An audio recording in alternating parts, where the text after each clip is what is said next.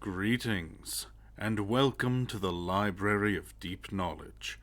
I am Naho the Storyteller, and I have a tale to tell you. Today, we are continuing the tale of Tokyo Necro. When we last left off, Ethica and So'un were coming to terms with their newfound undead status, and Konsu is feverishly working to change their fates. Today I'm joined by Wild. Bleh.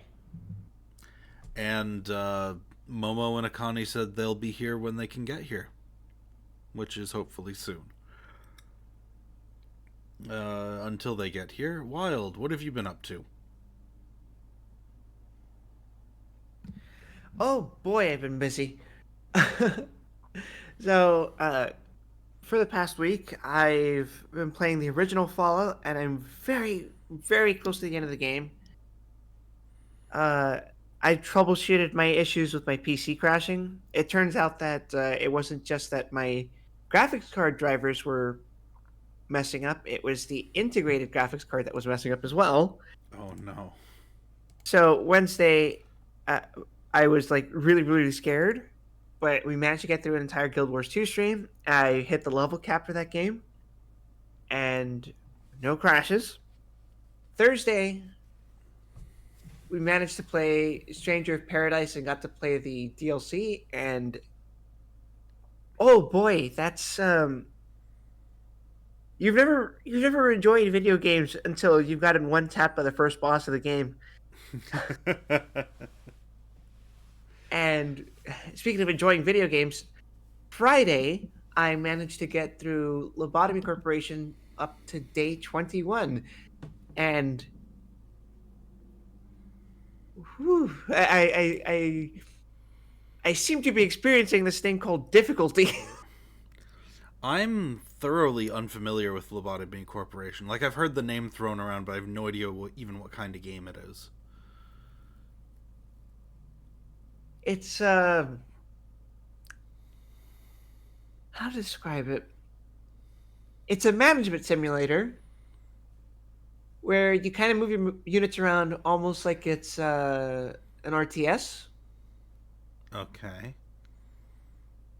where you need to collect a certain amount of energy per day, and the only way you do so is by interacting with abnormalities, which are like SCP entities. And every time you interact with an abnormality, each one has its own specific conditions. If you don't meet those conditions, the abnormality gets pissed off and gets closer to breaching containment. Sometimes the abnormality will simply breach because you got really unlucky, Just and because it felt every like it. and every so often a meltdown will happen in which you are required to engage with specific abnormalities, or alternatively, a special encounter where certain enemies will just randomly spawn on the map, which have different effects. For example, my favorite one, the Crimson Dawn, which spawns clowns, which will lower the counter for whatever abnormality it approaches, meaning one step closer to it breaching. For the record, I have a couple of 3 abnormalities that have a meltdown counter of 1, meaning if a clown touches that abnormality, it immediately breaches. Ah. Hello, Akani. Welcome. Hello. Yesterday, I got 2 Farinas in Genshin Impact. As for me, I've been playing a lot of Monster Hunter. Old Monster Hunter. I saw PSP Monster Hunter. Yeah, Freedom Unite specifically. I'm not crazy enough to go and play Freedom 1. I mean, Greatsword can't even charge in that game, and that's the whole weapon. Aside from that, I bought a copy of Monster Hunter 3 Ultimate for the curator to use, and, well, the postal system decided to lie and say they attempted delivery when I was waiting outside my door the whole day. So, that's fun. Oh yeah, that happened with my PC the first time. That would make me angry. I got other things to do, so I'm significantly less angry about it than I could be. I was a longtime dual blades specialist, meaning I had literally never used anything else, and I've just started branching out to lance, which is the exact Lance. opposite. You chose that one? I like being able to hold up a shield and take 0 damage from any attack. It's really, really funny. Just stab the monster in the face and just don't stop. Stab, stab, stab, stab. I'm not sure if it's still the case anymore, but the up stab does more damage than the straight one, which is really funny to me. I mean, if you also get near their butt and did an up stab, yeah, that would be hilarious. And lance does both cut and impact damage, so stabbing them in the face can knock them out, and stabbing them in the tail can cut the tail off. Nice. The thing is that lance in Freedom Unite is very simple. It's got an unsheathed stab, a forward stab, which you can combo 3 times, an up stab that you can combo 3 times, and that's it.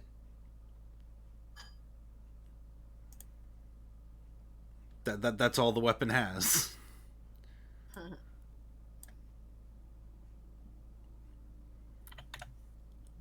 And you move like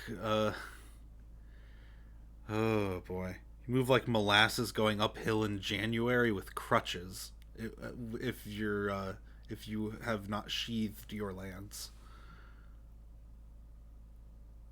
But you can cancel everything with a backstep, and that's fun. Mm-hmm. But yeah, it couldn't be any more different from my old dual blades playstyle. But it's very nice being able to block things instead of having to dodge every single thing.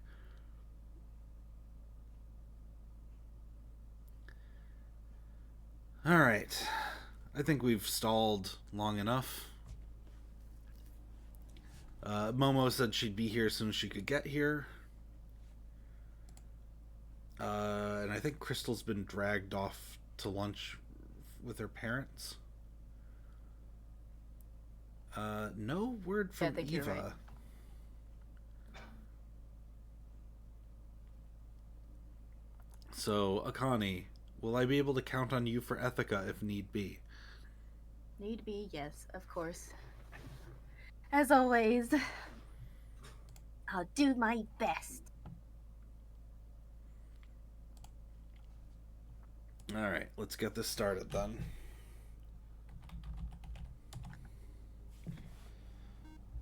My voice is coming through okay, right? I don't have the wrong mic selected. You sound fine. Okay, Yeah, good. I hear it. Is this working? I turned voice mod on. Is this working? No. Well, we can't hear your voice mod, but I can check the stream. Hello.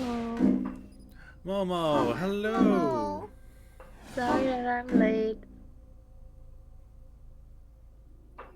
Alright, if the voice mod thing did not come through, then I have to change that. Yeah, that didn't come through.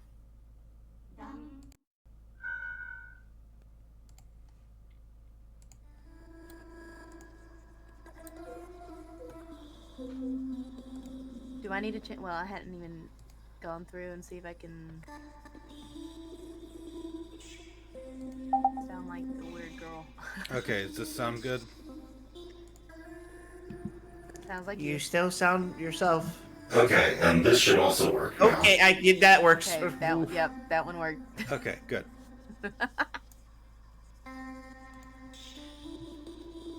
Wanted to make sure it was all set up before I, got going with everything. Yeah, I've been having issues with my Discord. There it is. I was wondering where the heck it went.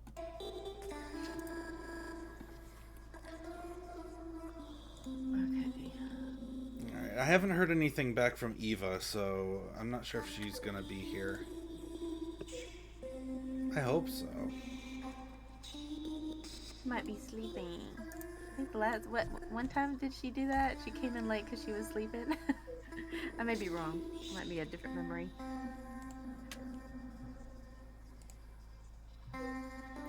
Well, anyway, let's load this up and continue Tokyo Necro.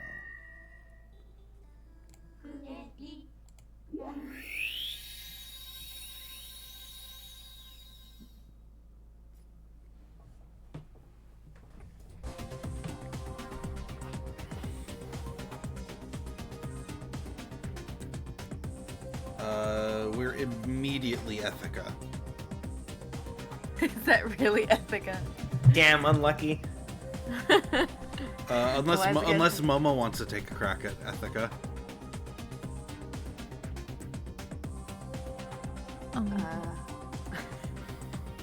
You want to? You can if you want to. I don't know.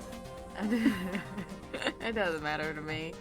But I'm looking at a word right now that I don't even think I could say. Coelacanth? Yes, it's a coelacanth. Yeah. Like, that's not a name they made up. That's the name of, like, a fish. Yeah, but when I look at it, it looks all messed up to me. That would automatically go. I agree. Same. Oh my gosh. I'm so glad we're the same. Can we rename that fish?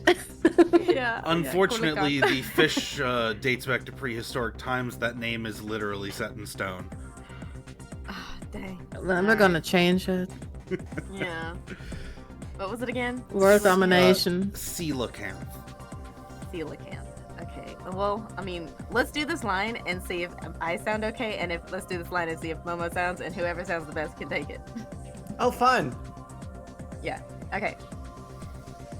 I switched the coelacanth to manual and drive as fast as possible down the Shuto Expressway. Momo, your turn. How do you pronounce that again? Coelacanth. Coelacanth. And that doesn't sound right. I know, I right? switched to coelacanth to manual and drive as fast as possible down the Shuto Expressway. Alright, you're the judge now. I'm just sitting here like, neither of those sound like Ethica. Because... Yeah, because we're not Ethica. I know, right? I'll try harder. You want me to try harder? Like, how do you want her to sound from us? I mean...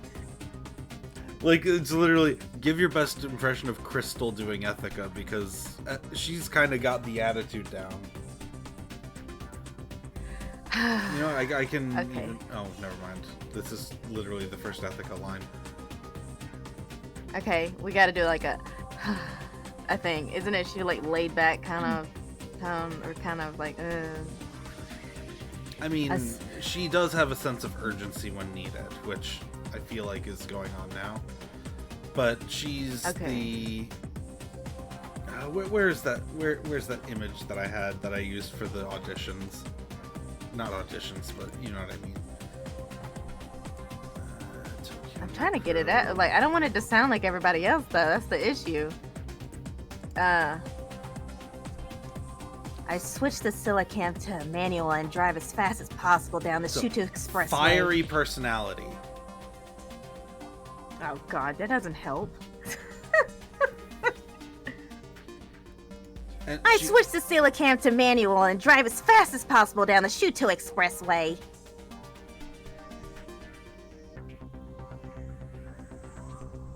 I think you might want to dial that back a little bit. It sounds like you're... It almost sounds like you're complaining.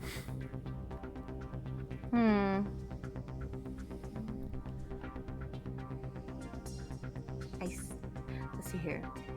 I switched the sailor cam to manual and drive as fast as possible down the Shuto Expressway.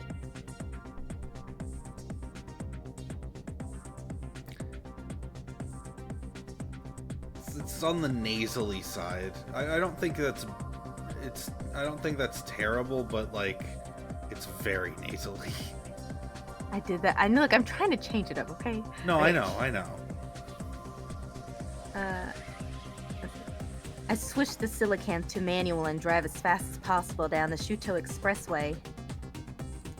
We'll go with that for now. Momo, you want to give it a shot? We're already moving on. Dang it! It's registered as a vehicle belonging to private special living dead stalkers, so I don't need to worry about being caught for going over the speed limit. The truck we're after is already past the Shiba Park? The truck we're after is already past the Shiba Park. If it's heading for the fortress, I don't think we'll make it in time, no matter how fast we go. Is this Eva? No, it's Konsu. Oh, is it Konsu? Okay, my bad. It'll be fine. I'll do something about them. Because it's good that Momo didn't do that one. Yeah, I forgot. It's been like, what, 2 weeks since we did this? Yeah, so, like, 2 weeks. I've forgotten. Do something? Like what? I'm almost about to ask, but I stopped myself. It's Sue we're talking about here, a resident super hacker. She'll figure out something. So I just have to put my trust in her and put that pedal to the metal. Steer clear, bozos! Better move, useless. Yep. Well, sorry. Better move unless you want to get rammed up the ass. Of course, vehicles controlled by the ROS. Wow, my goodness, my reading's terrible today. Of course, vehicles controlled by the ROS can't possibly block us. But also, like, anytime Ethica does, has one of her vulgar moments, it sounds like you're just cracking up laughing, like you can't read it seriously. I'm sorry. I mean, it's kind of hard, right? I did. Better move unless you want to get rammed up the ass. It's amazing that Crystal's able. It's amazing Crystal's able to do it with a straight face. Yeah. That's why I said many times that I'm glad that she has this part. Of course, vehicles controlled by the ROS. Okay, they control our vehicle. They control our vehicles They confirm our vehicle has priority and slow down to accommodate. But not good enough. Get off the fucking road!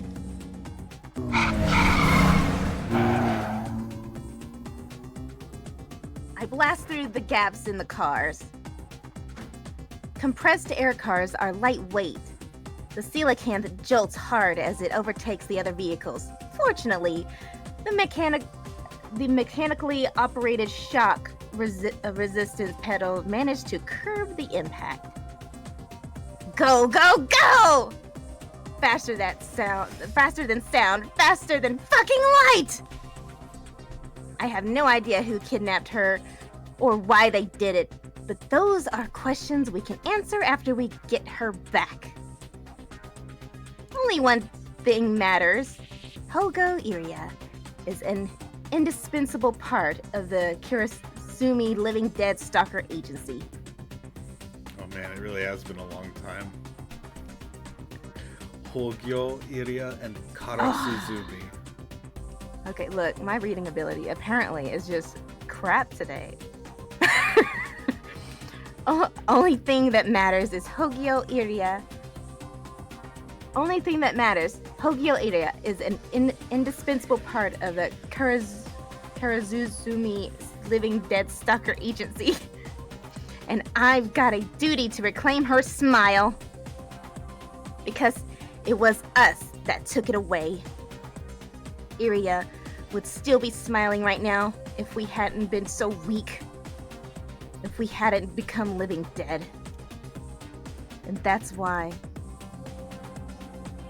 I checked the navigation program. We've closed a lot of distance, getting as far as the Rainbow Bridge. But the truck has already passed the Elder Disposal Zone and is heading toward the fortress. We won't make it in time. Sue! Just as I call her name, a hologram is projected over the freeway. It announced that a traffic accident took place up ahead, forbidding all traffic. Is this? I used stolen cars without any passengers. Now they won't be able to keep going. Good shit! The truck that kidnapped Iria shouldn't be able to proceed until the cars involved in the accident are towed away. We have them trapped now. Sure enough, the traffic ahead of us is gradually becoming congested. Cool it, bro. The sound of screeching tires echoes from among the packed cars.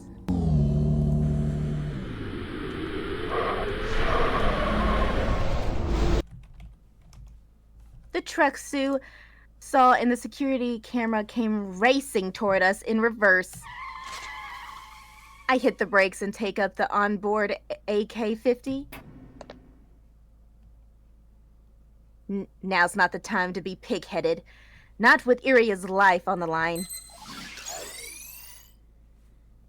Yeah, feels like I'm bursting with energy. The red truck accelerates further as it approaches. My ex-brain locks onto it. The woman in the driver's seat. I know who she is. It was you! She leans out of the driver's seat. Who's that? That's Olga. Oh! Oh my god! No way! Is it really? All right, Good Momo. voice, sir? Oh.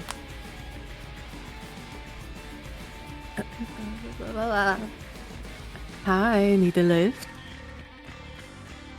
Olga, the woman who I slept that night in the hotel with.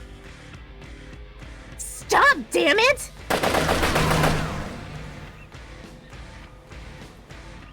My warning shot sends fragments of asphalt flying into the air, but Olga doesn't even flinch. I can't stand that smug fucking look on her face. Yeah, ain't getting away. Oh, yeah. You ain't getting away. I howl at her and dive back into the car. My reading sucks today. I kick the coelacanth into reverse and accelerate, bracing myself as the compressed air vehicle flies backwards with explosive speed. One sharp turn of the steering wheel and the coelacanth spins 180 degrees. If Olga's heading for the fortress, then she had to give up on the route going through Shinkiba, which means she should be approaching it from the seaward side, going through the quarry in the old Odaiba district. Odaiba district. But things aren't gonna go that easy for her. We've got the clear advantage when it comes to speed. The distance between us gradually closes. A submachine gun is suddenly thrust out the truck's window. I hurriedly pulled away, narrowly avoiding the hail of bullets if it fires at us. I'd love to fire back at her with my rifle, but gotta be patient. So long as I don't know where in the truck they're keeping Iria, I can't shoot blindly at them for risking of hitting her by mistake. Olga knows this all too well, of course, and sways the truck carrying tray taughtily. Motherfucker. It's a tauntingly. Did I say oh, mother? You said tauntingly. Truck carrying. Did I really? Look, I told you my reading sucks. Carrying tray tauntingly. Motherfucker. I fire the AK-50 at the windshield. The bullets bust through it, but the car's self-repair function immediately kicks in to fix it. So before it does, I insert the barrel into the hole and fixed it in place, stabilizing against the dashboard. The car's safety device will handle the steering, letting me focus on aiming. Better not let me down! I abide by the suggestion and pulled the trigger. The X-Brain's aim is perfect. The bullet whizzes through the self-repairing glass, hitting the truck's tire. Whizzes. The bullet whizzes through the self-repairing glass, hitting the truck's tire. It doesn't puncture it, though. Perhaps predicting trouble might come this way. They cover their tires with reinforcement resin bulletproof plates. Tokitaka's Ogasawara. Did I say it right? Ogasawara. Tokitaka's Ogasawara TFD-20 might be able to shoot through them, but it's not happening with this assault rifle. Okay, so what now? If there's anyone I can fall back on at times like this, it's... Ethica, are you going to use your chainsaw from this far away? I know, right? Yep. Got it, partner. Oh my god. I was just thinking the same thing. We'll see what she does there later. Oh my gosh. Or is this now, still me? Actually. No. Okay. When the text box is that oval, that's when it's Ethica. When it's like this is just a narrator, and when it's a box, it's So'un. Okay, got it. This always confuses me. As she runs in reverse along the Shuto Expressway, Olga keeps a constant watch behind her. The enemy tried to shoot out her tires, but that rifle won't be enough to do her in. And if they close in to ram the truck, Olga has her Uzi machine gun ready. To top it all off, she even has a hostage. Her opponent is unable to make a move. Of course, Olga is well aware that Ethica is eminently resourceful, capable of extraordinary feats of creativity. Or she was. She's a living dead now. Based on how long it's been since she was revived, any creative prowess should have diminished to nothing by now. Olga can't afford to falter. She must bring Iria to the fortress. Her mission demands it.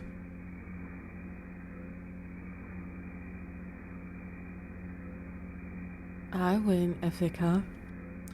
The Maritime Subcenter interchange comes into view. This should take her to the Old Odaiba district's quarry, and once she gets there, she will have effectively shaken Ethica off. But just as she turns the steering wheel, intending to get out of reverse gear...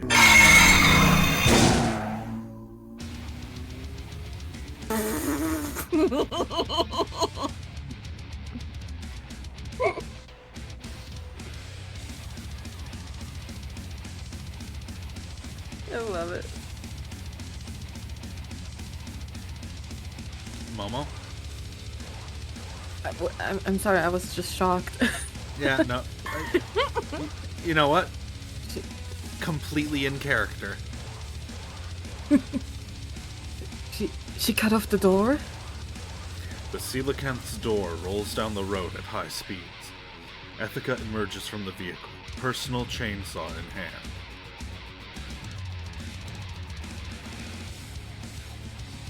Whatever she's trying to do, it's too late.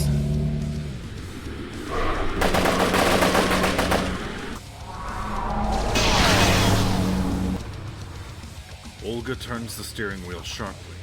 As she heads toward the exit, she releases a barrage of bullets. With the door gone, the bullets tear through Ethica. But she's a living dead. Any damage she takes is irrelevant so long as it's not to her brain.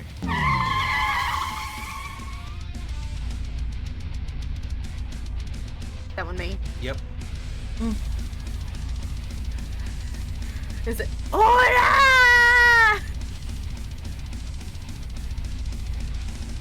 Gotta work on your battle yells, but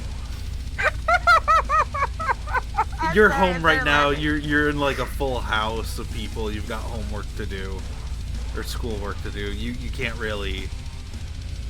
Well, I mean, I didn't even know I was saying it right. Is this like a battle cry, or is she calling out a name?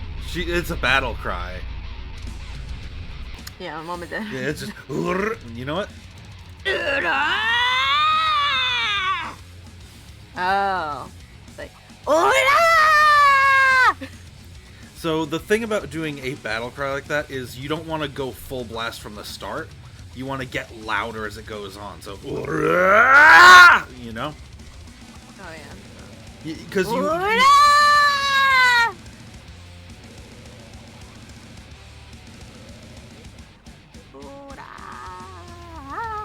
Just kidding. Sorry. so, You're right. There's people in the house. yeah, but fun little voice acting thing. If you are doing like a war cry like that, you don't want to give everything from the beginning because you want there to be somewhere to go with your voice. Mm-hmm. War cries have to be dynamic. They have to. I want to say evolve, but that's not the right word for it. They have to. Crescendo. That's a good way to put it, actually. Mm-hmm. I've conventions having voice acting thing. No. You're Okay. You're good. Again, you have people. My in mom the and house. dad would be like, "What the heck?" Still gripping the steering wheel, Ethica starts to lean toward the road.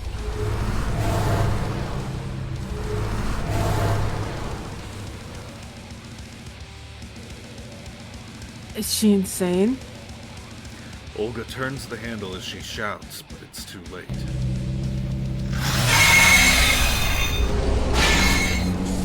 Ethica extends her chainsaw as far as it will go, its blade tearing through the truck's wheel. Olga grimaces as she feels the truck rock violently. She thought Ethica would lose her creative faculties along with her emotions. She certainly didn't expect anything like this. The fortress is a stone's throw away. She'd lost a lot of speed, but if she can just avoid taking any more damage...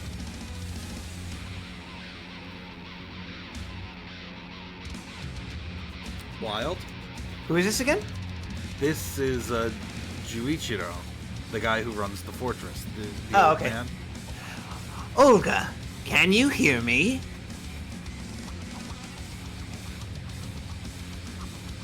What do you want? I'm busy. There's another vehicle.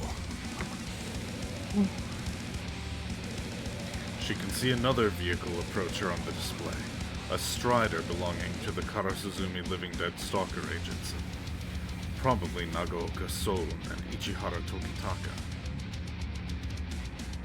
Worry not. You're already in a safe zone. Take refuge in the quarry. Obeying his words doesn't sit well with her, but she doesn't have a better alternative. Clinging to the heavily shaking fuselage, Olga does as she was told and heads into the quarry.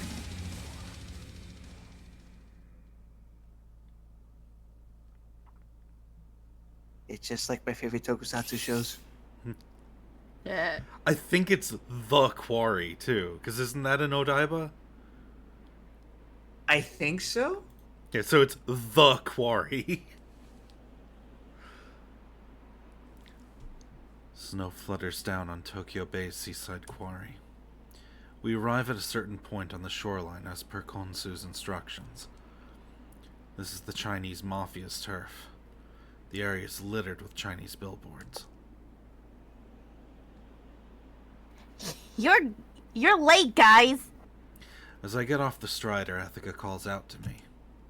She did arrive first, but we got here just moments later. Where's the truck? Over there. Ethica points to a valley of garbage where a red truck is visible. I got one of the tires with rabbit punch. They're not going anywhere. As reckless as ever. Tokitaka remarks exasperatedly. Like Ethica said, the truck's tire is completely shredded. She said she used rabbit punch, which means she sliced through it from close range while the truck was in motion. Classic Ethica. You ready, Tokitaka? Of course. Tokitaka is staying behind in the strider. He's already begun assuming sniping position. I already have my X-Brain on. I will take Iria back, no matter what. Let's go. I take the lead with Ethica following after me. With each step, the unstable footing beneath us warps. Moisture begins to seep through my footwear. It would be ideal to proceed in the strider, but it's simply too heavy for this terrain. We step into the valley at the heart of this island of trash. It's right about sea level, and seems largely untouched by scavengers. Up into the 21st century, the garbage dumped into Tokyo Bay was used in land reclamation. But in the current year of 2199, with cities cut off from one another, this garbage has become a source of precious resources. The waste harvested here is carried to the Chinese factories in Shinagawa, where it supplements what's left of Tokyo's economy. Watch yourself. I'll bust up any tin cans that come our way. Ethica said crush. We're private special living dead stalkers, but our actions right now aren't in response to criminal activity involving living dead, at least for the time being. There's a high probability Iria was abducted, but considering we're doing this without going through any legal procedures, we're effectively trespassing. At any moment, security robots could arrive to expel us by force. No, by all means, an alarm of some sort should have been raised already. There's only one explanation I can think of for this. The leader of Amachi Robotic Industries, Amachi Chuichiro, and the Chinese mafia who provide him with resources. The connection between these two runs deep. In a manner of speaking, we've set foot in Amachi Chuichiro's home turf. A mesh jammer meant to deter thieves activates, cutting off our means of communication. They're coming! I know. Oh god, I'm yawning. My terrible timing. I know. So invested zone. This is not the time, Tokitaka. Go count your numbers or whatever. The owners of this facility were likely contracted by Amachi and know of our abilities. The fact they're launching an attack implies they have a large enough force to be confident they can stop us. A total of 20 security robots approach, firing at us with rifles. Since we're illegally trespassing, they're free to fire without giving warning.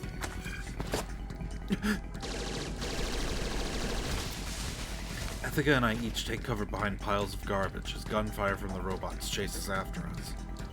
Garbage flies through the air. I obey my X-Brain's suggestion to dodge, and the next moment, an explosion occurs over my head. Airburst grenades.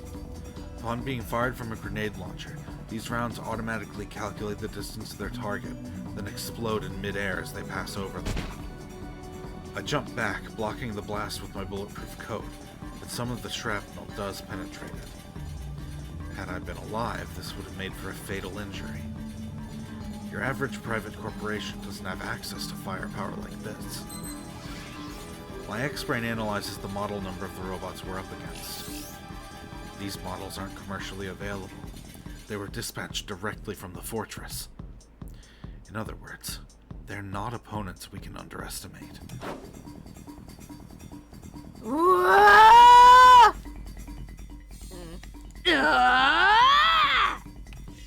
That was close. If you want, I can.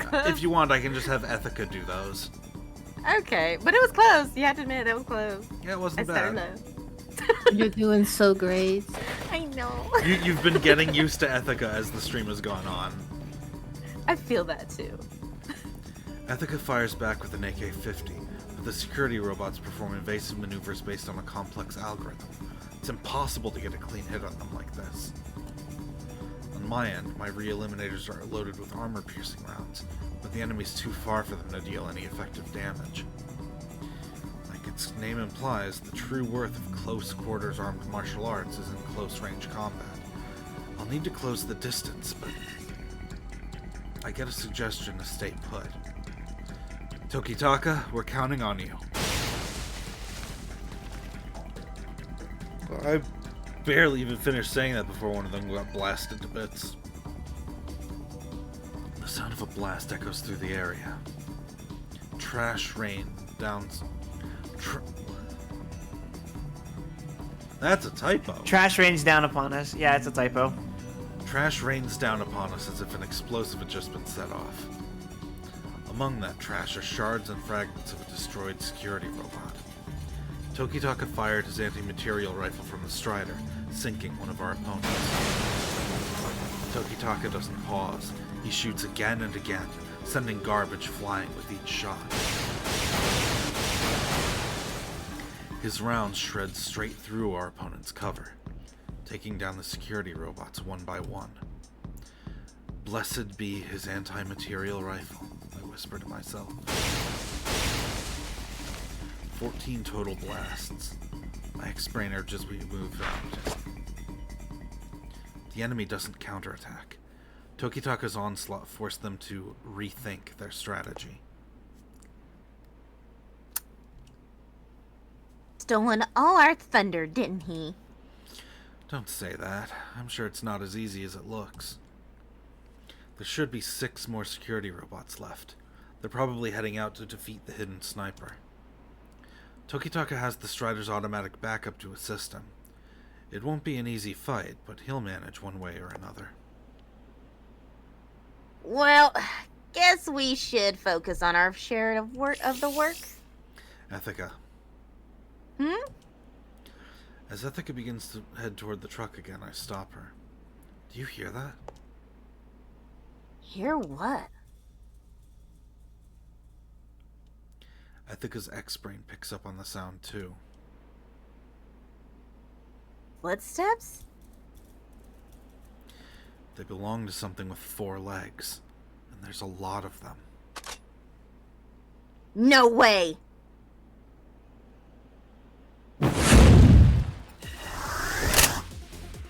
Something lunges out at us from the piles of garbage, cutting through the cold wind. 3 of them.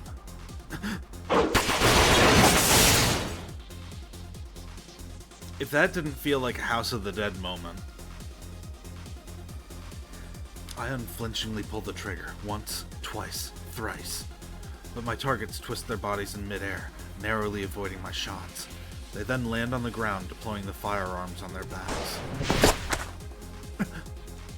I hurriedly evade the machine gun fire, but more enemies creep up behind me. 5 of them. These are different from the slum dogs cleaning up the streets. Military-grade, quadruped mechanical beasts that will stop at nothing to pursue their quarry. Raid dogs. The military police use them for combat operations. Their entire bodies are covered in thick metallic armor, and they can be equipped with a wide variety of weaponry, from grenade launchers to anti-tank missiles. Their manufacturer, Amachi Robotic Industries. Damn it.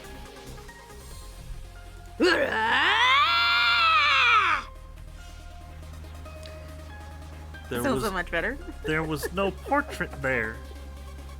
But I That's should have funny. figured. It's okay. She's the one yelling all the time. Ethica's AK-50 roars as it spews fire. Alright, enough of that.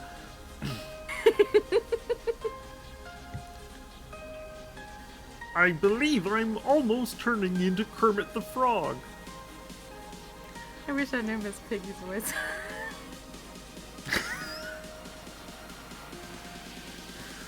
Ethica's AK-50 roars as it spews fire. In contrast to her feral howl, her aim is accurate.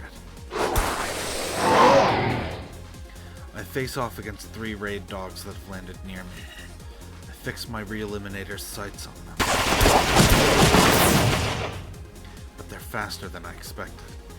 Their superconducting motors growl as they avoid my shots of precise footwork. If I show them even the slightest opening, their machine guns will fill my body with holes. I can't get a mark on them.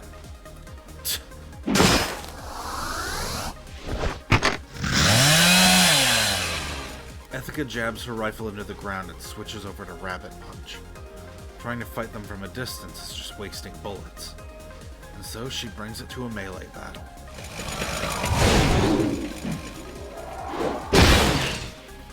The raid dog's motors growl ever fiercer as they form a ring around us, like hounds surrounding an enemy to ascertain their strength before closing in for the kill. We've become prey.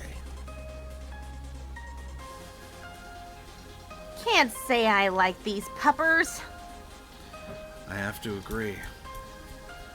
And when we're up against small, agile enemies like these, we can't expect any support from Tokitaka. We're surrounded by enemies and isolated. You handle that side. Long as you handle the other. I stand in the center of the enemy's circle, with Ethica guarding my back. I entrust half of my life to her, and shoulder half of her own life in return. Our X-brains link up through optical wireless communication. Even with the mesh jammer cutting off communication through our coneries, at this distance, our X-brains can link up via infrared data communication. By syncing up with one another, we can exponentially increase our number of options. Our X-brain's vast well of subconscious knowledge will push our close quarters armed martial arts to ever greater heights. The raid dogs pounce at us all at once. They can afford some casualties. Jaws like pliers close in around us. I turn in place as Ethica does the same. We intercept our assailants, acting in perfect harmony, never aiming for the same target.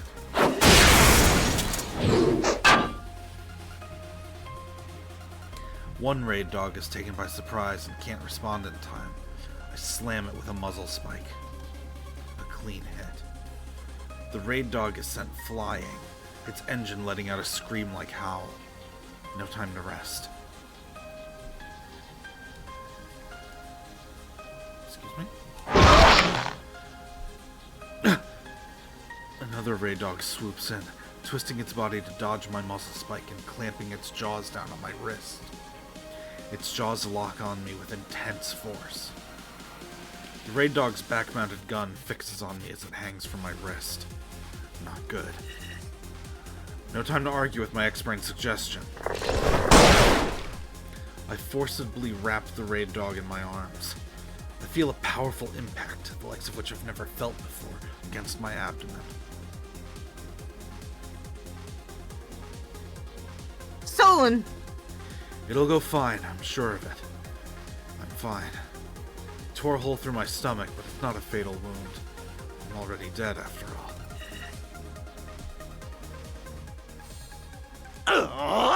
Oh, that one actually is me.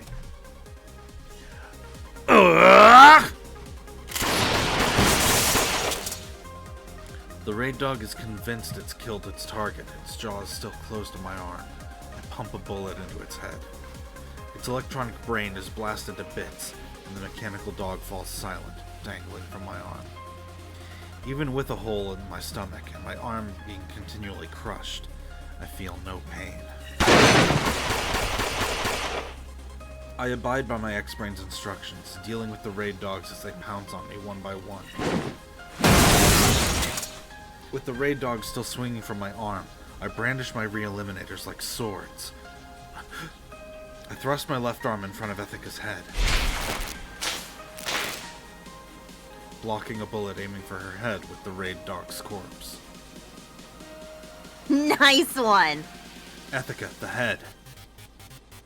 Yes, we are short on time. Ethica and I act in perfect harmony. We move as one, obeying our X-brains every step of the way.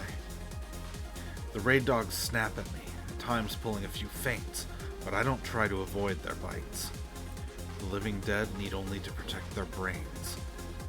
So long as the brain remains intact, a living dead can be injured anywhere and it won't matter. And our X-brains swiftly pick up on this new fighting style. I swing the raid dogs that bite down on me, running them into Ethica's rabbit punch. Ethica swings the raid dogs that bite down on her, bashing them into my re-eliminator. Our arms can break for all we care. They can tear our legs right off if that's what it'll take. Even our organs are fair game. Our brains are the only thing we can't afford to lose. I made Iria fall into sorrow. I cannot let that sorrow deepen. I want to see her smile one last time. I want to give her that present. So, until then...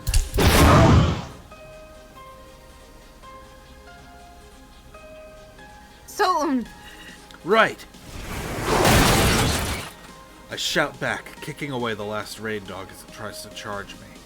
It flies straight into the bayonet of Ethica's AK-50.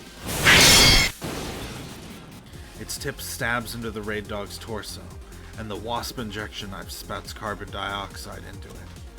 The mechanical canine is crushed in the blink of an eye, overcome by intense internal pressure. let's fucking go!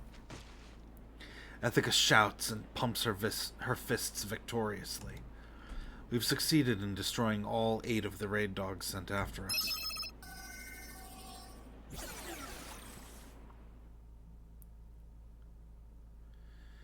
Convenient, if you think about it. What do you mean? They're already in a scrap heap.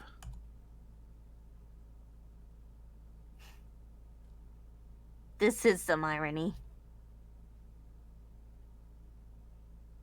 Rocking the zombie look, and yet you sound more human than ever before. You're pretty beaten up yourself.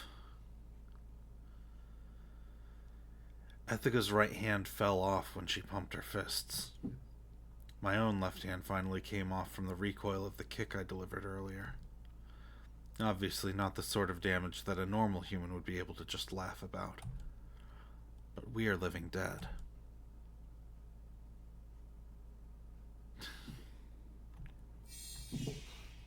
Yeah. I can just get it reattached later. More importantly...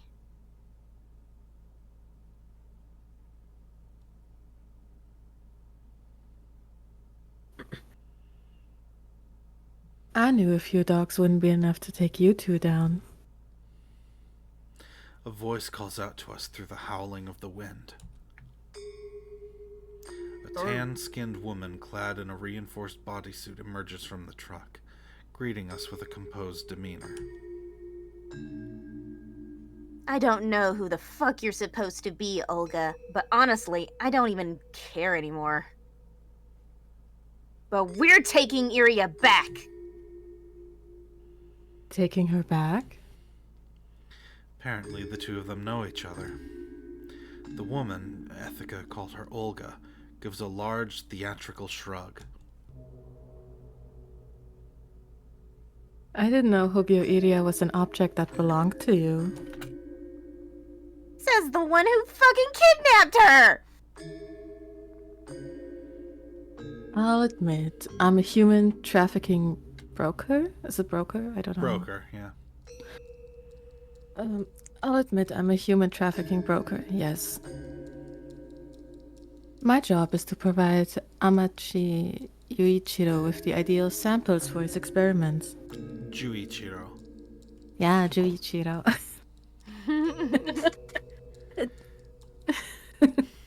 sorry. It's fine. She did better than I would. Momo wanted Olga like from the very beginning, so she's obviously killing it. Yeah, that's perfect.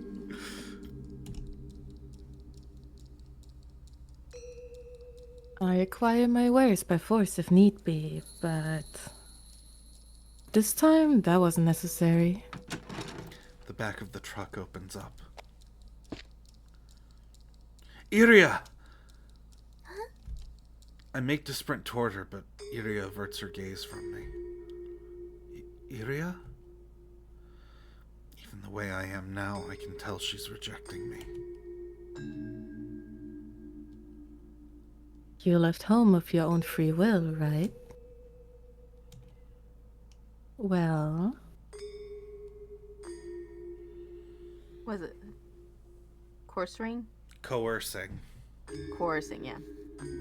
You're just fucking coercing her! We have done nothing of the sort. Another voice echoes out from inside the truck. Ethica's breath catches in her throat. A woman reveals herself. She fixes us with a gaze that seems almost longing.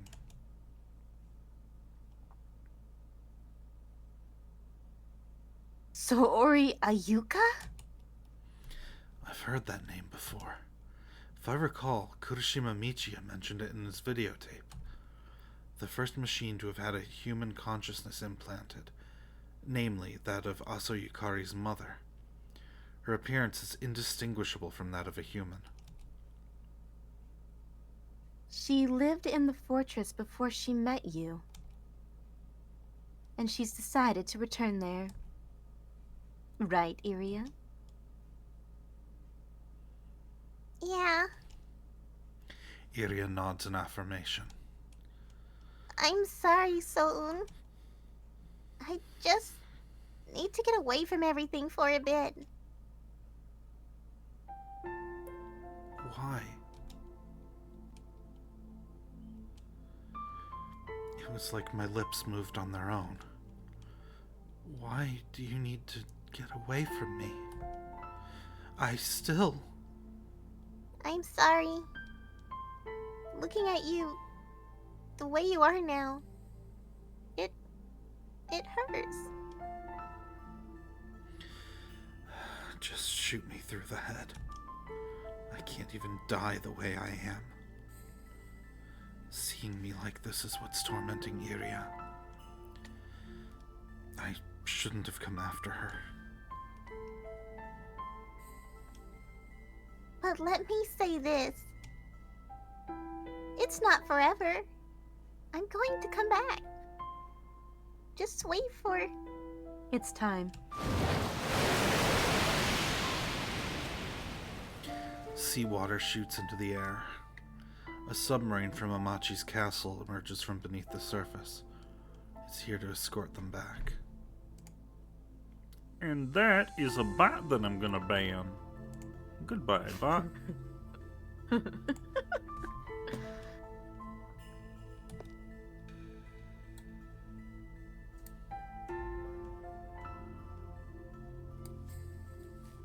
we'll be going then. Ethica's fist shakes in anger, but she holds herself back. She too understands Iria's decision, because she too has brought sorrow and torment to someone very precious through her death.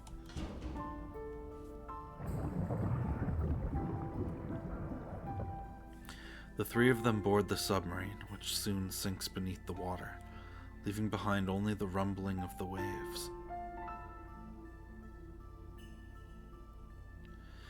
We're left behind, all alone in the quarry. A chilling wind beats against us, no hot pipes to quell it. Iria's right, I find myself muttering. I shouldn't be near her.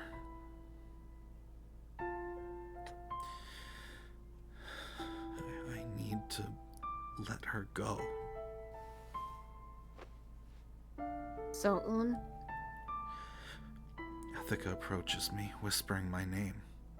She pats me on the shoulder, then wraps her arm around me in a hug. But I can no longer feel any warmth in her embrace. The cold creeps through me. It creeps so deep it feels like it might just kill me. I'm sorry, all I'm thinking about is their intestines combining.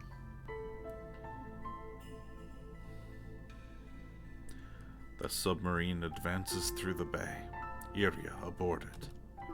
She hangs her head, thinking back on what she told So'un. She couldn't stand the sight of So'un running to her with a hole in his chest. It was like having her sins laid bare before her. Looking at you, the way you are now, it hurts. She knew those words would hurt So'un, but she had to be honest. Iria, Ayuka calls out to her. do you want to go back? No. I just hurt So'un more.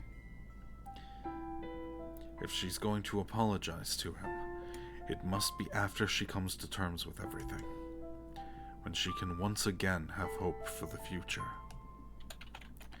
Iria looks to the submarine's destination. There's something she must do before she can forgive herself.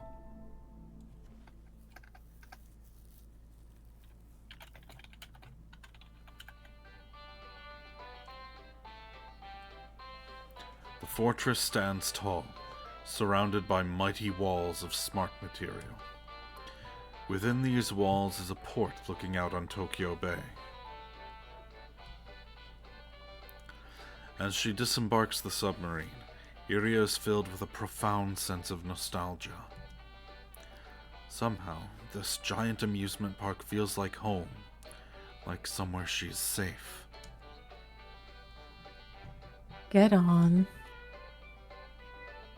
A vehicle fashioned after a pumpkin carriage stands in wait for her. Cinderella, Cinderella.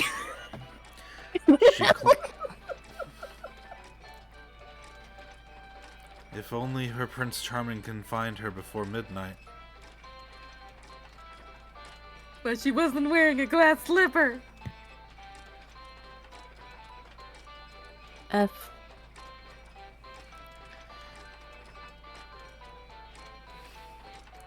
She climbs inside, and the carriage begins its meandering jaunt through the park. Cheers can be heard all around. Iria peeks her head out the window. Countless visitors crowd the park, smiles on each and every one of their faces. But Iria's memories of this place are returning. She knows this is all fake, artificial. The pumpkin carriage reaches the castle. Iria and her escorts board an elevator headed to the upper floors.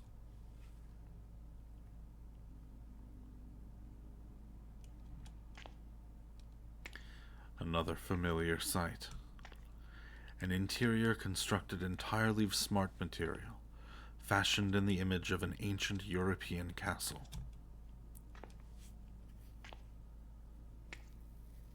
Yes, I know this place. She advances down the corridor almost automatically, led by her memories. And eventually, she stops before a familiar door. The massive door opens on its own as soon as her fingers touch the doorknob, as if it had been awaiting her return.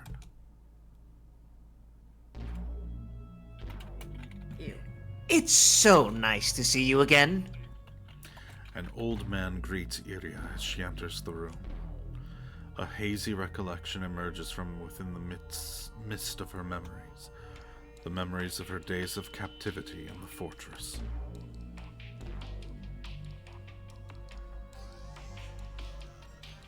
You're Amachi Jurichiro? Iria's tone is uncertain. I see your memory hasn't completely returned yet. You poor thing. Those damn bastards in the laboratory. Just don't lump me in with them. I delivered her to you safe and sound. I believe that fulfills my end of the bargain. Yes, all's well that ends well, I suppose. I am most grateful for your assistance. I only did my job. You will be compensated for your efforts, of course. Generously, I hope. Olga winks and leaves the room, leaving Iria alone with Juichiro and Sori Ayuka. Iria, my dear, you don't have much time left.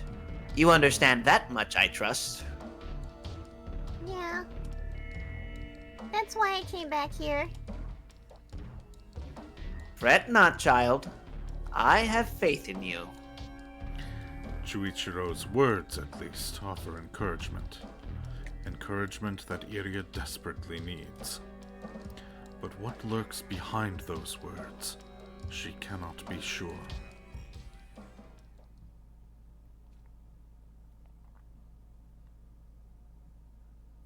God, Wild, you do Juichiro so well, it's kind of scary. He does any nerdy looking guy perfect. Juichiro's not even nerdy looking. Well, I mean, like, He looks like a dweeb. He looks like a dweeb that leveled up to level like 80 or some shit. The suit that has the stars pattern on it doesn't help his look, honestly. You know, I would really love to hear him do the Uturo Runo Mono, that guy, the mage. What's his face? Maroro? Yes. I want to hear him do Maroro. Wild, I'll give you a picture of Maroro and just a selection of lines from him after stream, and I do want to hear that afterwards. Sure, why not? I would love to hear his take. Look, almost everybody did him just to see what they would sound like. Yeah, Kura was the one who became him, but he was perfect. But yeah. And I also was like, oh man, Kura's not here. I get to be Maroro. And then Momo did it. I mean, not Momo. No, did Momo do it too? Because I know Monkey Bro did. I don't even remember when Monkey Bro did it, because now I want to go back and hear that. He only did it one time, I remember. Yes, I have it yes. in my head. It was amazing. Yeah, he did it one time, and then everybody was like, oh my god, almost everybody's perfect with him.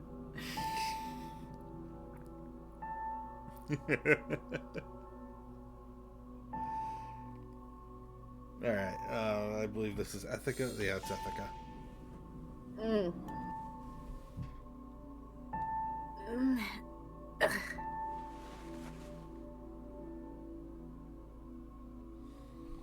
I open my eyes. I'm once again in the military police hospital. Oh, me again. Are you finally awake? Yeah, finally. Good. Is that how you say it? Mitsumi's? Yep, Mitsumi? you got it. Mitsumi's replied is curt.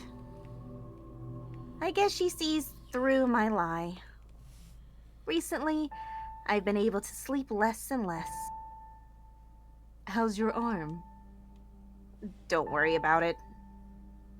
I just had my left arm replaced the other day, so it'll take a while to cultivate a new one. But it shouldn't be a big deal to spend a few days one-handed. They just snap right on. That's how it will be now. Well, like, I knew that, but it's still hard to come to terms with. Suddenly, I realized that this conversation is a little too familiar.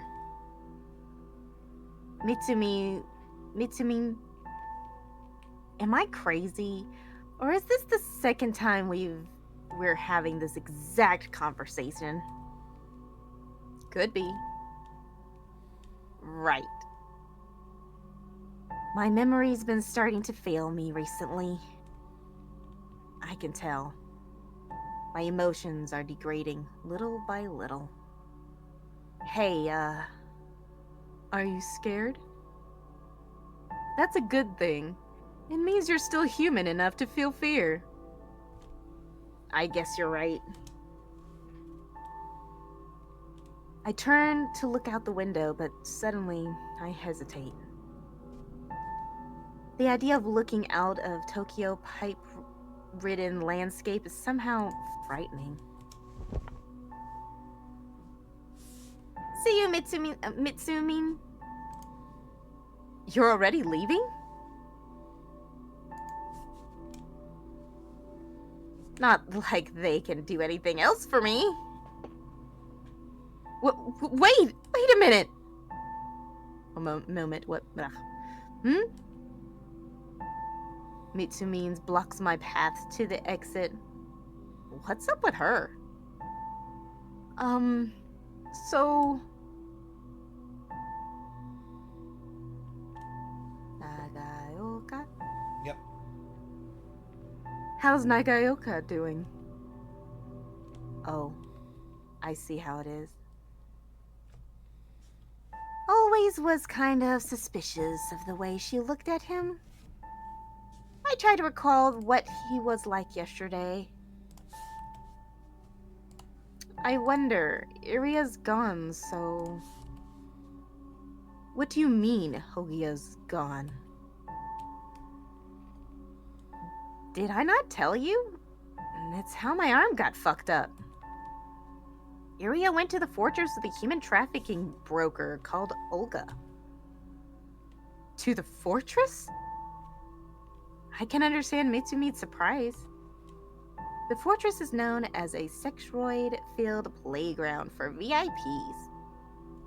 Not exactly a place you'd have any business with under normal circumstances. Yeah, anyway, I figured he'd be pretty broken up about it. But honestly, he seems the same as ever to me. Or because I'm dead. Anyway. Or maybe I just can't grok the whole emotion thing anymore. Who knows? Mitsumi cast her gaze downward. Oh, crap. I might have screwed this one up. Mitsumi's feeling responsible for me and So'un becoming living dead. She's generally concerned. I have to say something here. But what? I get the feeling that no matter what I say, it'll just come across as self-deprecation. Damn. I can't come up with anything. What would I have said if I were still alive? I'll be on my way.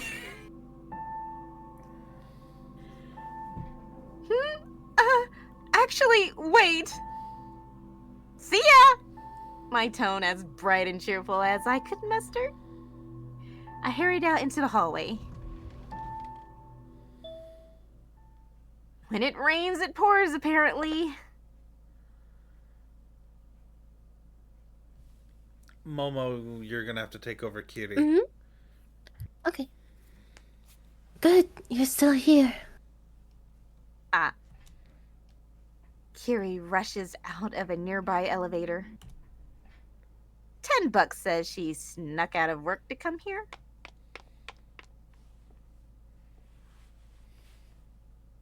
Sika, why didn't you get in touch?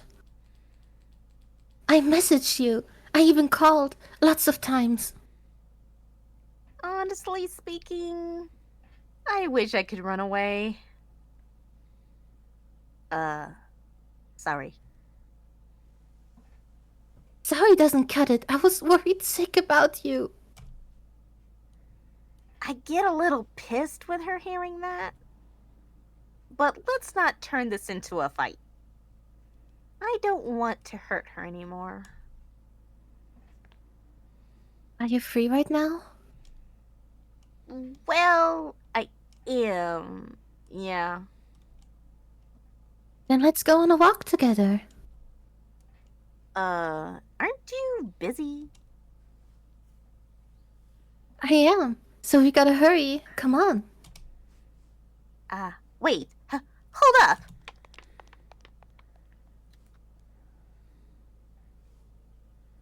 Kiriri pulls me by the arm through the hall. We're making a bit of a scene. People turn to stare as we run by. Kiriri! People are watching! I know. Then do something about it! I am. What exactly? I'm getting out of here as fast as possible. Before I can get another word in edgewise. Major Aso? We unfortunately run into Kazuma.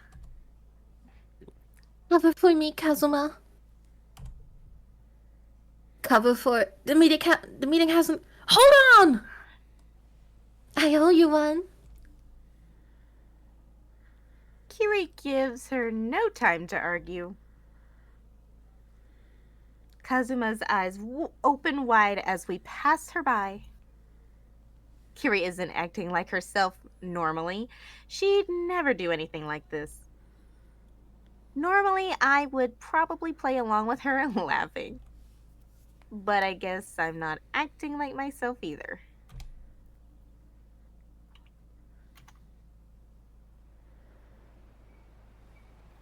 After we exit the building, Kiriri flags down a taxi.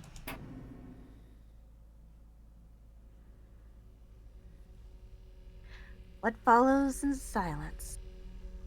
She doesn't offer any sort of explanation. The only thing I can hear is the sound of the compressed air engine rumbling. Are you angry? I'm not angry, per se. God, this sucks. An awkward silence between me and Kiriri. How did it come to this? Anything is better than this. There's something I want to know. Did you tell Mitsumi to do that? Oh yes, Miss Gijo. Kiriri replies without hesitation, as if reciting a script. She's been a great help recently. With Milgram dead, necromancy-related crime is on the decline, but we can't quite handle everything on our own. But I have to say, I didn't expect her to close up her agency and join forces with the... That's not what I'm asking. Did you tell her to call you when I woke up? She said that she wanted to stay with you until you woke up, so I asked her to give me a call when you did. Yeah, okay. Something did feel off about the way Mitsumi acted at the end there.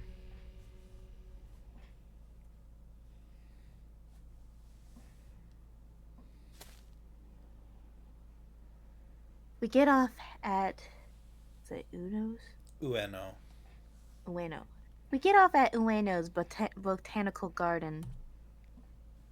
If we're going to take a walk anywhere, I guess it would be here. And when we come here, there's something we always have to do. Feel like some halo? I no longer experience hunger, but since I'm a hi-fi living dead, I am capable of eating. So I'll share a meal with Kiriri. Because I don't want to hurt her. It'll be just like it was when I was alive. I'm good. Really?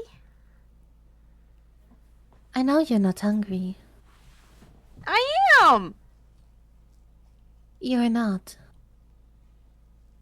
You can't even taste anything anymore. She knows. I can!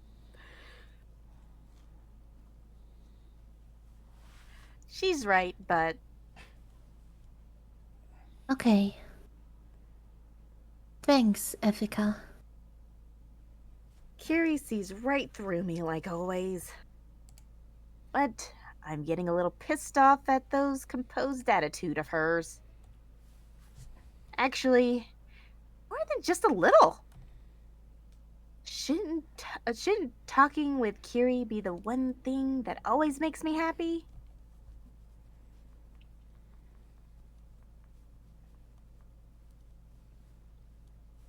We end up not buying anything.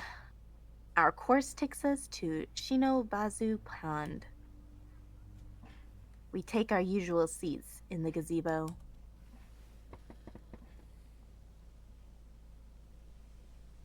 This sort of our spot, huh? Yeah. Oh, can other way only around. nod and- Other way around. Oh. Oh. This is sort of our spot, huh? Yeah. I can only respond and I can only nod in response. Last time we came here, a rift opened between us. So why is she trying to approach me now?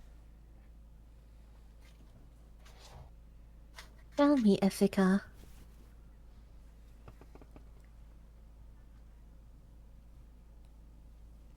Kiriri scoots over next to me. She's close. Closer than ever. I can feel her right next to me. You don't mind, do you? It's nice sitting together like this.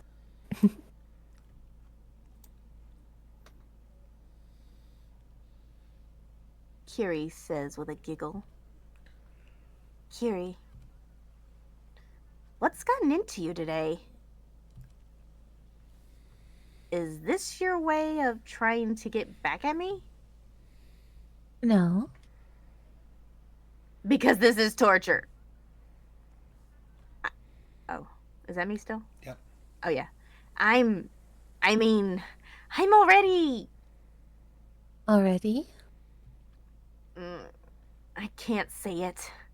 I can't bring myself to say the rest. Why does she have to keep looking at me like that? I can't look directly at her. Tell me, Ethica. Why didn't you get in touch with me?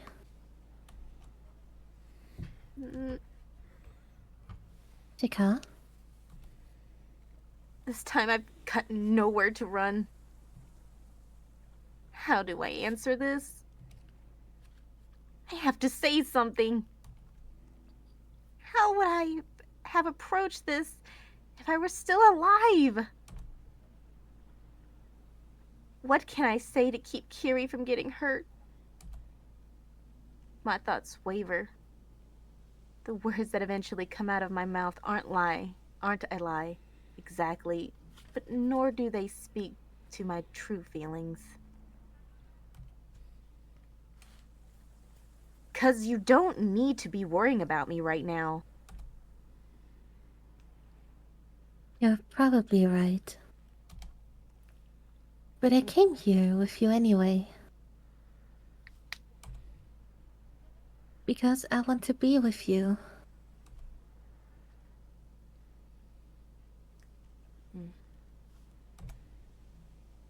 But Kiriri, I know.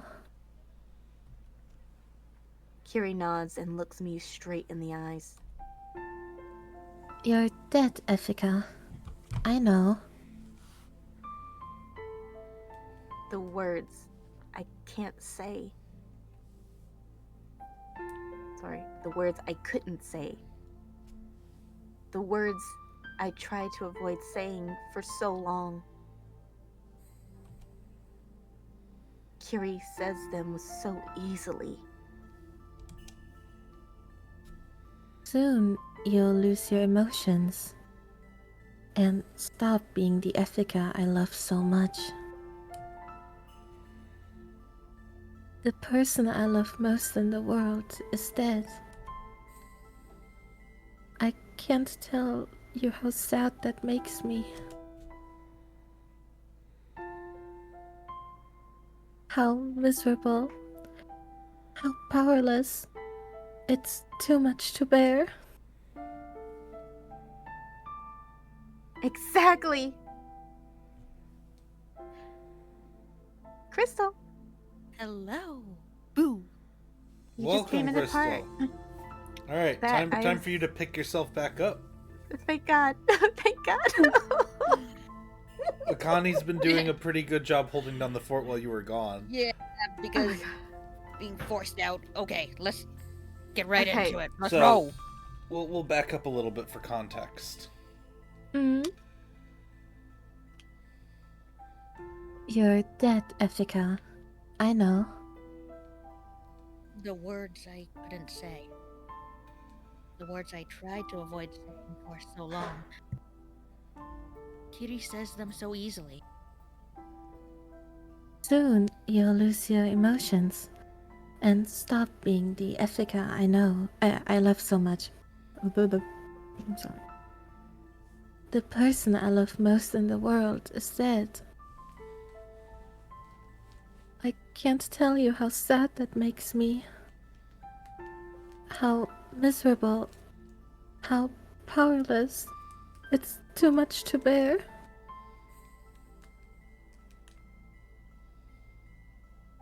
Exactly! I'm a living dead. Wasting energy on me like this is only going to make things worse. Please, Ethica. Stay here with me. Let me feel as much grief as I did love. Kiri. I tried to act as if I wasn't dead. I didn't want her to find out. I didn't want her to suffer. But I was a fool. How could I hide it from her? Everything I've kept pent up burst forth at once. Kiri! I didn't...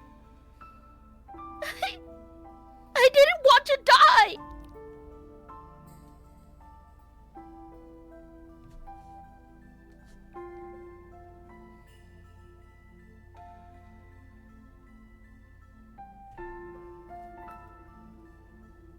Crystal?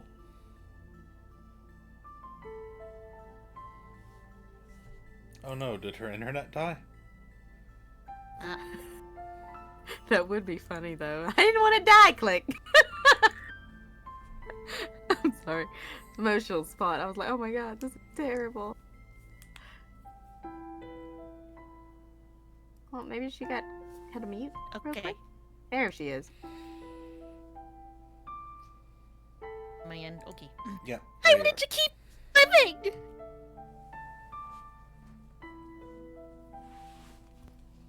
I felt so so much pain. I felt sadness. Uh-oh. Getting robot voice. Ow!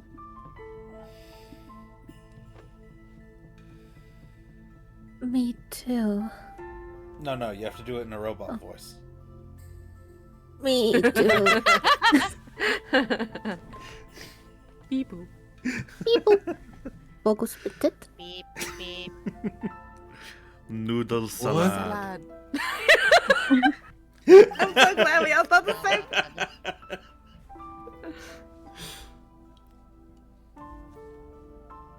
I wanted to be with you. I wanted to be with you so much longer. We are united in our sorrow. I want to curse the heavens, to ask God to be this way, to deny it all. But there's no escaping death. So all I can do is say, with my head held high, I lived my life to the fullest. Kiriri. Kiriri!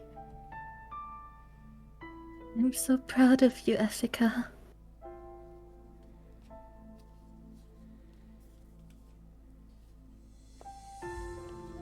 We are two lotus flowers floating on a lake of grief. I catch the faintest whiff of that nearly forgotten aroma.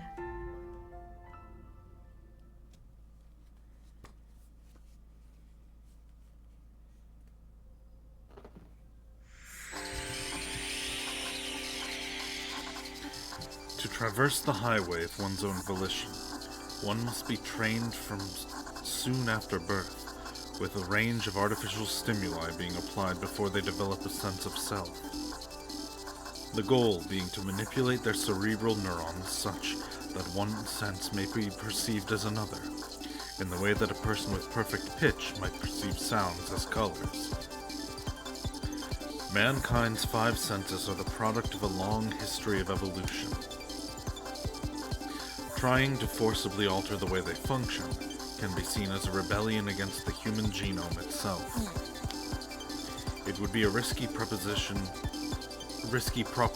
even if it didn't involve braving the highway.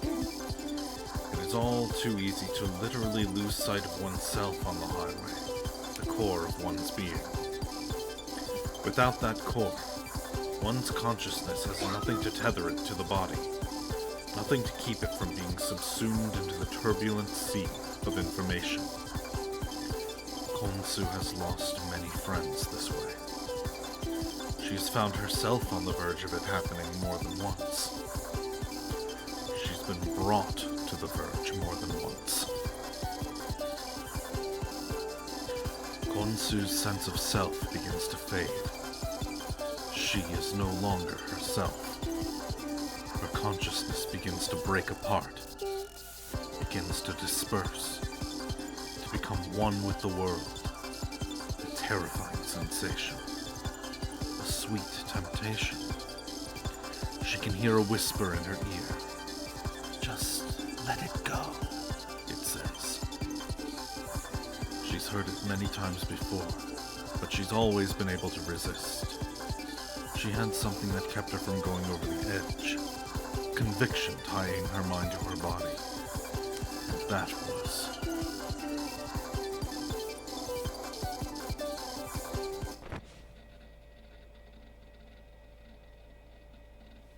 Iria!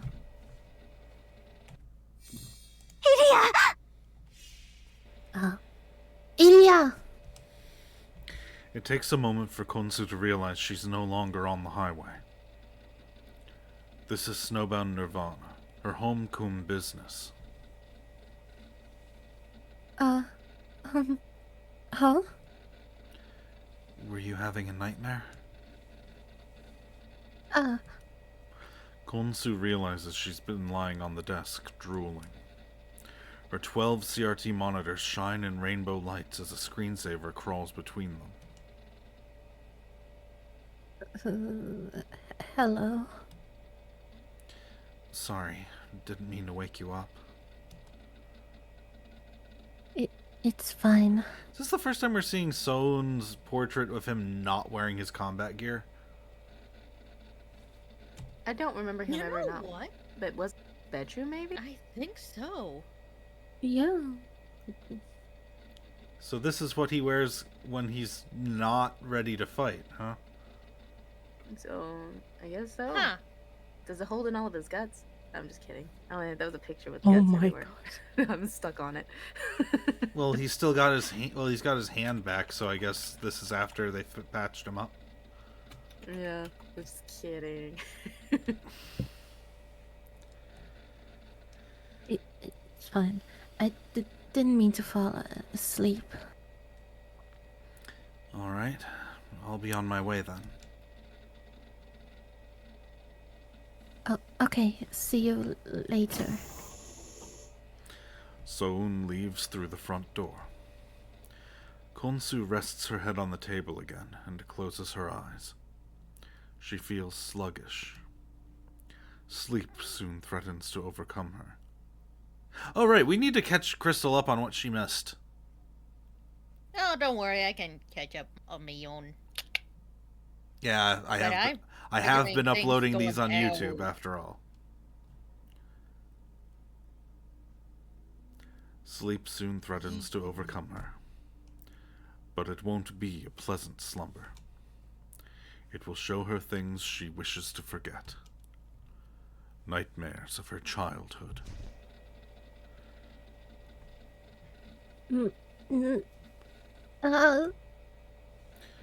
Konsu gathers her strength and forces herself to stretch. She can't afford to rest if she's going to help Iria. She can't waste even a single second. She slowly reaches out her arm, rummaging through the fridge below her for a can of Crazy Dragon.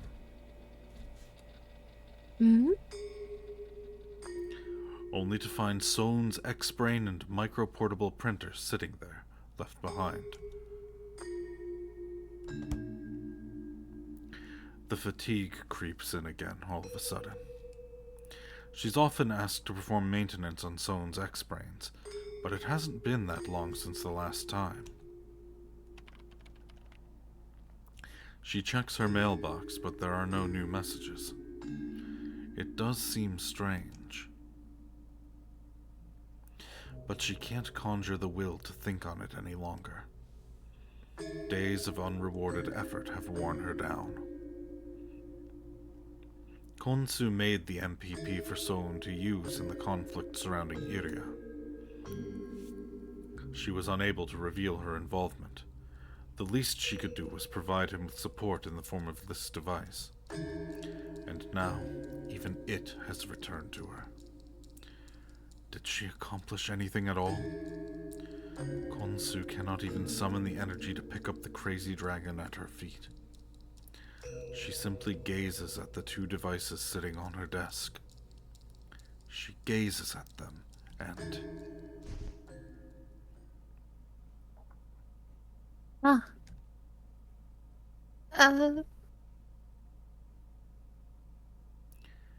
You've just come up with an idea. That's it! Her shout is loud enough to rattle the CRT monitors filling the room. She pulls another 3 crazy dragons from her fridge and pops them open one after another, chugging them down all at once.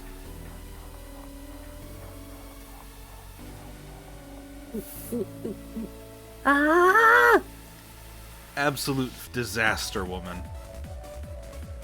Yeah, it's like really, I can't scream that loudly, I'm sorry. It's great, though.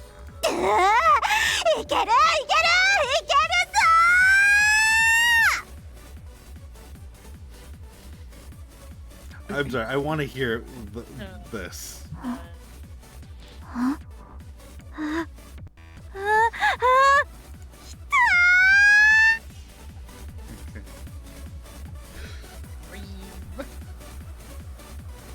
The most energy Konsu has put into anything all game. Indeed. Saliva drips from her mouth like a wild animal, but Konsu is already absorbed in her task. She bangs away furiously on the keyboard in front of her. She spent the past few days trying to find a way to recover a living dead's emotions. The results were disheartening. No matter how many theses she sifted through and experiments she performed, she couldn't find a method to stop the emotional degradation. But if her hunch is correct, she might just be able to recover So'un and Ethica's emotions. She might be able to save Iria from her despair.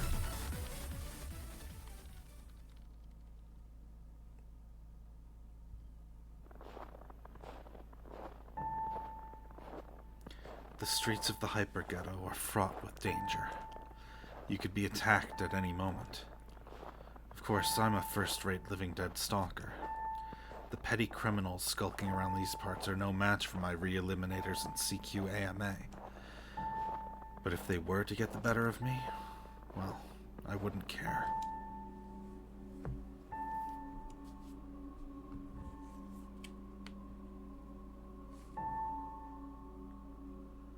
Smoke. Wild, you awake? I fucked up clicking my microphone twice. Yo. Nice. Tokitaka. Tokitaka is waiting for me, leaning against the coelacanth. When did he figure out where I was? Has he been tailing me ever since I left the agency? Looking a little less bulky. What'd you leave in there? My X-Brain and the MPP. For repairs? I figured I wouldn't need them anymore. Pretty confident. I'm no slouch. Are you making a joke?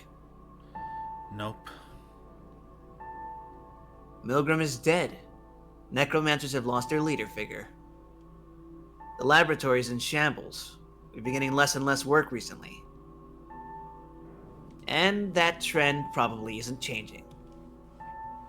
So you don't need that equipment anymore. Is that the idea? It isn't. I want to tell him the actual reason, but the words won't come out. Am I really still this attached to life? So, let's go for a drive. Just us two guys? Got a problem with that? I do. Well, I do too! Looks like we're on the same page.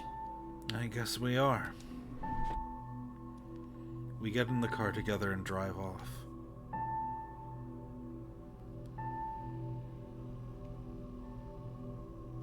So, where are we going? A drive isn't a means to an end. It's a goal in and of itself. We are not having sex in the car. Ah! Dude, I was so engrossed in my work that I thought that was written there. I was like, hold on a minute.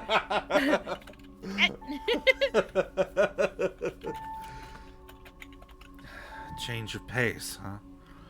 Major waste of energy. One theory states that necromancy is a technique that converts emotions into energy. If one could mathematically express the relationship between emotions and energy, it'd be a discovery that turned the world on its head. So my emotions would run on geothermal energy?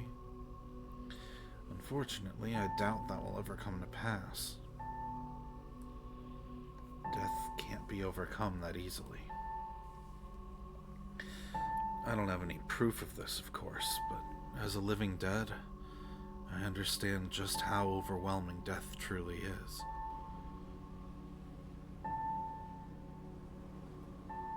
The coelacanth cruises across Tokyo. Ueno, Asakusa, Marunouchi, the Shiba Park, Shibuya, Shinjuku, Ikebukuro. We're really not going anywhere in particular. I told you, this is just a drive. Every now and then, memories flash through my mind. Memories of what I've lost. Of days that will never return. I think of Iria. Is she happy where she is now?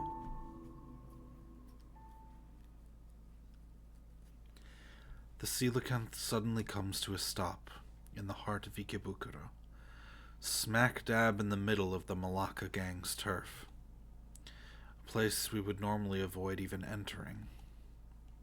Why did you stop? Scared? I'm dead. I don't feel fear anymore. I just want to know what we came here for. This is where I was born and raised.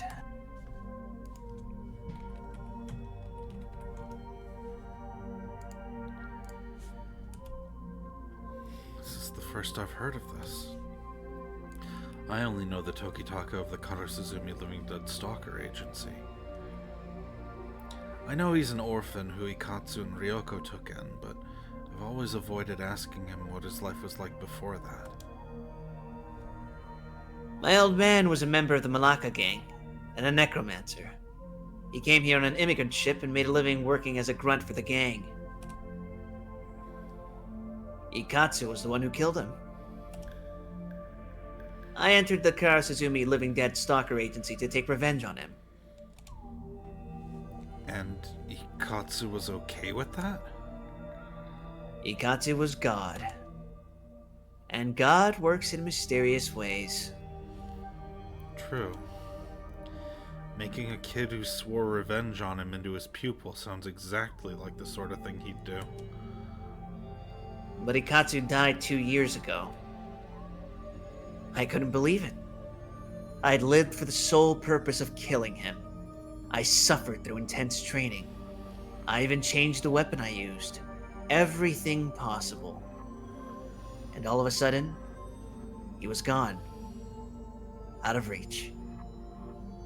It was like reading a book only to find someone had torn out the last page. Honestly, for a while I didn't know what I was supposed to live for. I suddenly feel a gaze on me. I see a man looking at us from inside a dilapidated, unlit house. Probably a Malacca gang scout, wary of the coelacanth sitting there parked for so long. I was able to notice him with my degraded senses. Though he's not showing it, Tokitaka must have noticed too. The coelacanth begins to move. The Ikebukuro Child Protection Center comes into view in the distance, looming over the ruins.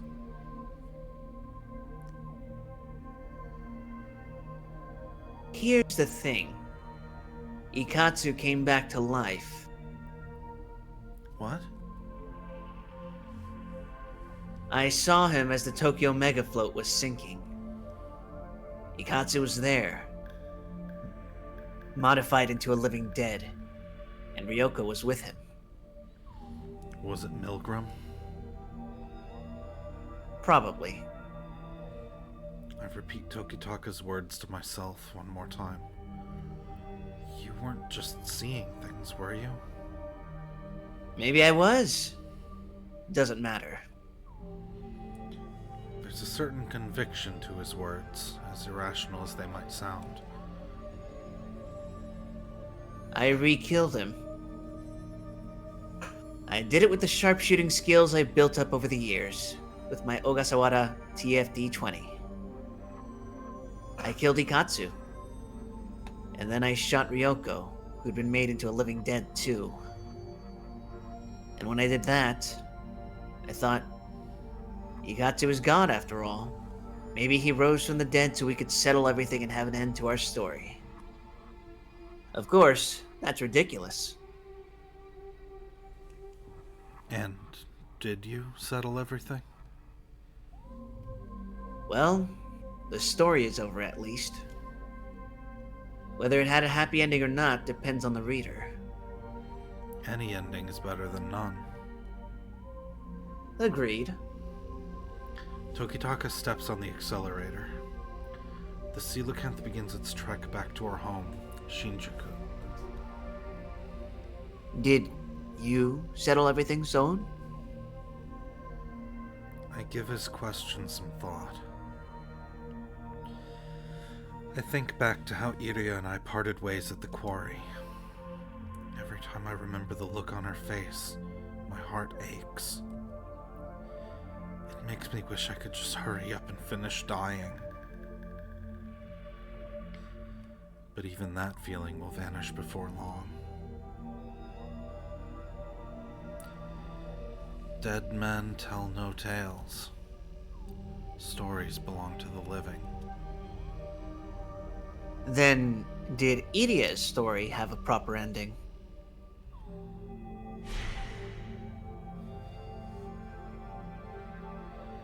It's not forever. I'm going to come back. Just wait for... I don't know. If possible, I'd like to remain myself for a while longer, if only for Iria's sake. But it's not possible. Because I'm already dead. My emotions are fading by the second. Even if Iria does return, by the time she does, I probably won't be me anymore. And that's what hurts the most. An overbearing silence settles over the car interior. So, where should we go?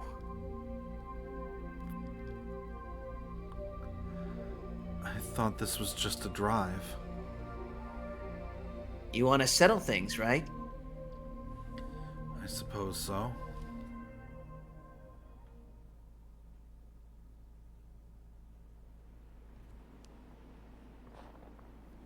It's gotten dark. In the end, I chose the Nagaoka ruins, because this is where it all started. The story would never have begun if I hadn't met her here. If, when I came crashing down with Tang Yun Shan, I had been the one below him, I'd have ended my life like any other living dead stalker. And maybe that would have been fine in its own way. I walk slowly. The fresh snow crunches beneath my feet. After a short time, I come to a stop. I sink into an abyss of pure white. I hand my 2 re-eliminators over to Tokitaka. I'm sorry I have to put you through this. Don't sweat it. Tokitaka accepts them without so much as batting an eye. I already had to do something much tougher. Tokitaka has already re-killed Ikatsu and Ryoko. Like he says, that probably took much more of a toll on him than re-killing me will. Let me ask you one more time. Are you really sure about this? Do you have any regrets? More than I can count. Are you okay with being re-killed? I'm not. But Iria left me. And my emotions won't last much longer. If she does come back like she promised she would, whatever's left of me will only cause her unnecessary grief. It's time to draw the curtain on this story. So'un.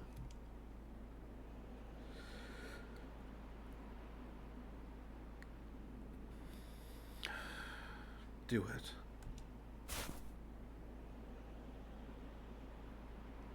Okay.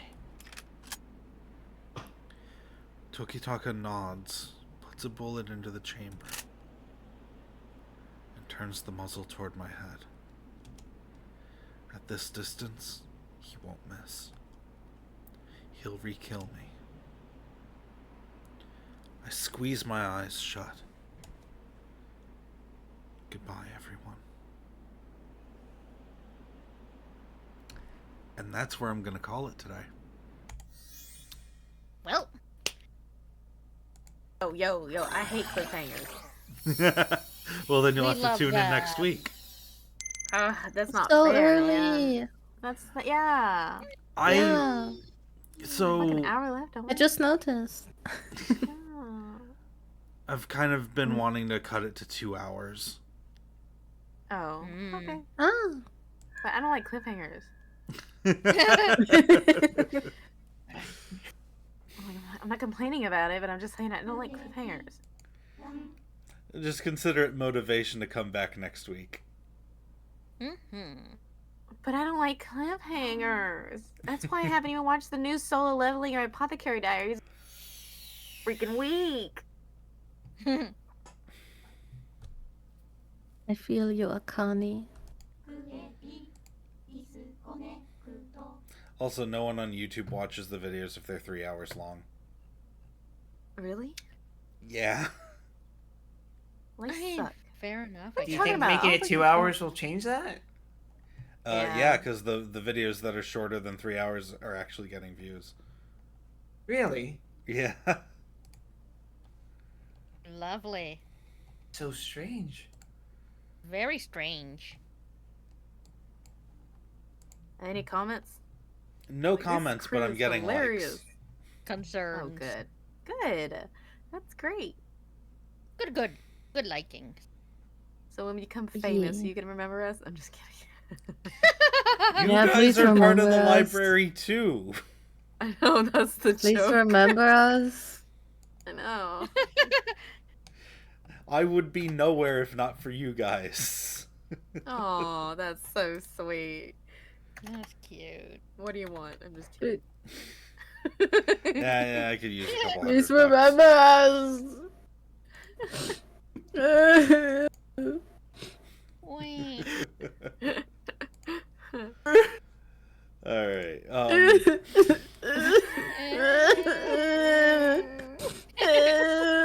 Oh my god, I got tears in my eyes. Oh, you actually called upon the real one. Noise. Oh my god. Remember to water your eyes, everyone.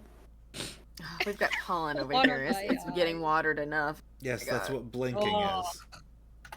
No, call it water your eyes. It's more cursed that way. Momo, I'm thinking about dyeing my hair. Ooh. All right. Let me come over. I'll help. I wish you could, like, dude. If you could come So, over, we would be doing a lot. What do you doing guys all kinds- have going on for the coming week? More streams on my YouTube channel. Boing boing. Yay. What are Hooray. you streaming?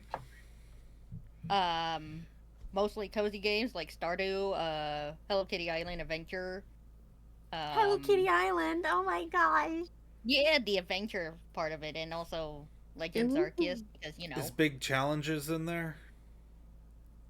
Because he's my favorite.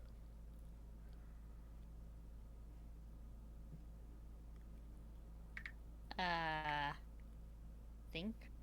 Eventually, I'll get there. The Mew. Hang on, I'm gonna look it up.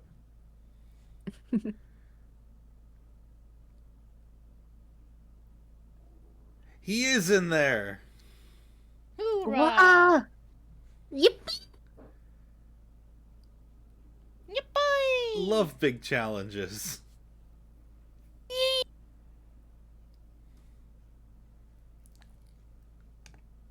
Whee!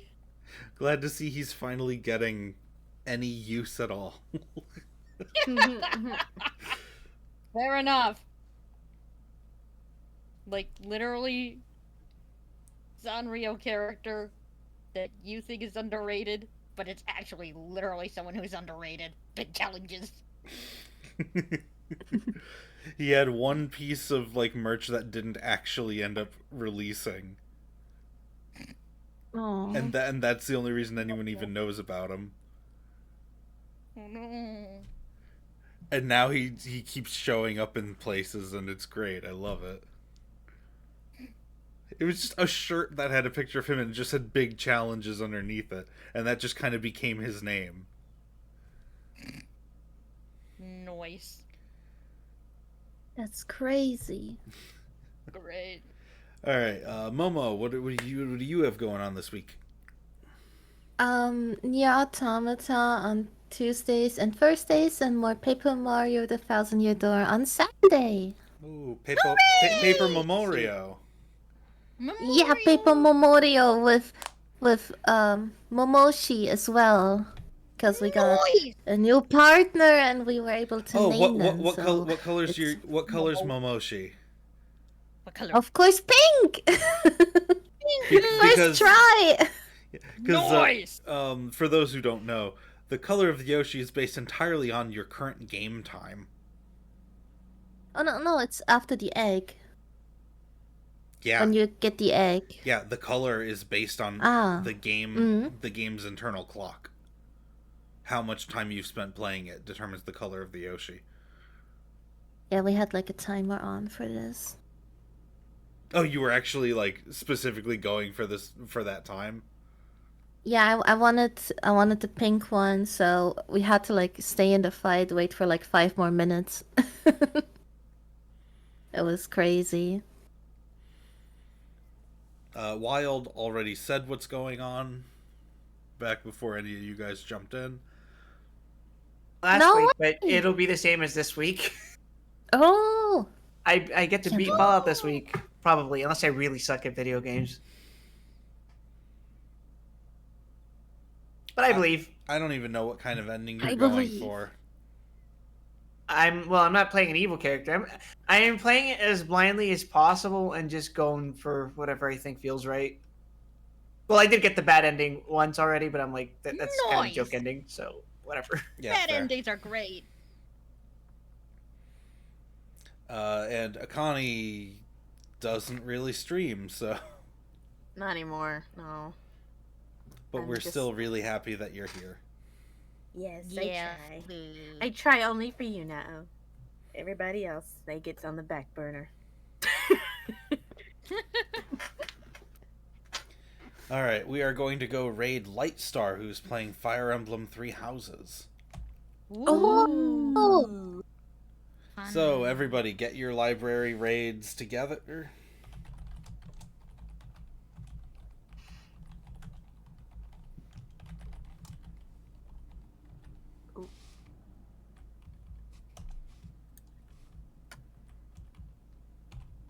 And we will raid Lightstar. Now, until next week, everybody, may your stories grow ever more interesting. Farewell! Bye-bye. Bye bye, Pyon Pyon! Pyong pyong! Bye!